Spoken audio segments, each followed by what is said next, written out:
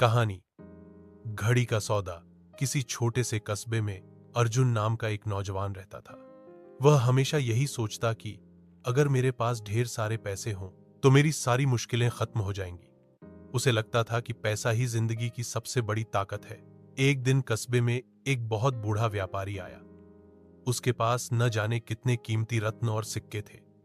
लोग कहते थे कि उसके पास दुनिया की हर चीज खरीदने की ताकत है। अर्जुन लालच से उसकी दुकान पर गया और बोला, मुझे सबसे कीमती चीज चाहिए जिसकी कीमत सबसे ज्यादा हो। व्यापारी मुस्कुराया और कहा, ठीक है, मैं तुम्हें सबसे कीमती चीज दूंगा, लेकिन याद रखना, इसकी कीमत तुम पैसों से नहीं, अपनी जिंदगी से चुकाओगे। अर्जुन थोड़ा डर गया, लेकिन उसका लालच हावी था। उसने पूछा, वो चीज क्या है? व्यापारी ने उसे एक पुरानी सोने की घड़ी दिखाई। घड़ी में हर सेकंड पर चमकती हुई रोशनी निकलती थी। अर्जुन ने पूछा, ये तो बस एक घड़ी है, इसमें खास क्या है? व्यापारी बोला, ये घड़ी तुम्हारे बाकी बचे समय को गिनती है। जब भी तुम इसे पहनोगे, इसमें जितनी रोशनी बचेगी उतना ही समय तुम्हारे पास होगा। लेकिन ध्यान रहे, हर पल के साथ इसकी चमक कम होती जाएगी और एक बार रोशनी खत्म हुई, तुम्हारा जीवन भी खत्म। अर्जुन ने बिना सोचे समझे वो घड़ी खरीद ली।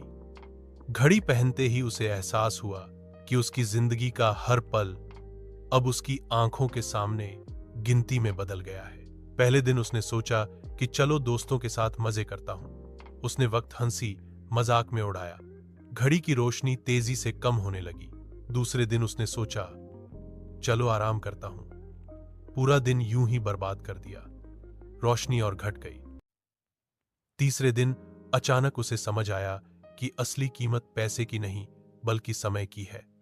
अगर वक्त निकल गया तो कोई दौलत, कोई रत्न उसे वापस नहीं ला सकता।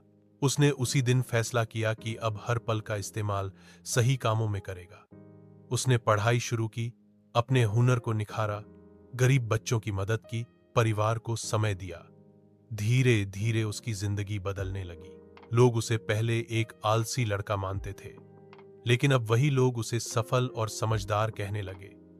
अर्जुन ने समझ लिया कि दुनिया की सबसे कीमती करेंसी पैसा नहीं बल्कि समय है।